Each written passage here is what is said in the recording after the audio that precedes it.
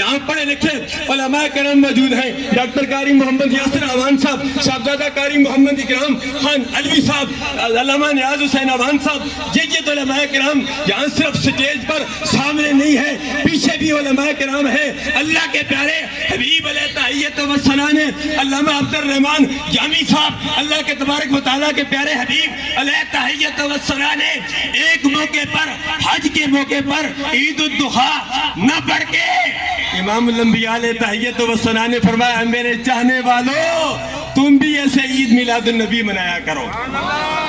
اب عید میلاد النبی کیا ہے؟ حج کیا ہے؟ سوا مرہ پر صحیح کرنا کیا ہے؟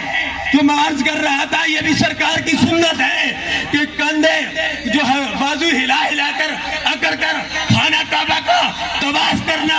حج کیا ہے؟ نماز کیا ہے؟ روزہ کیا ہے؟ زکوٰۃ کیا ہے؟ اعمال صالحہ کیا ہے؟ یہ سرکار عبد قرار صلی اللہ علیہ وسلم کی پیاری پیاری اداؤں کا نام ہے۔ اور آخری میں آپ کو پیغام دینا چاہتا ہوں، اے میلاد مصطفیٰ کے میں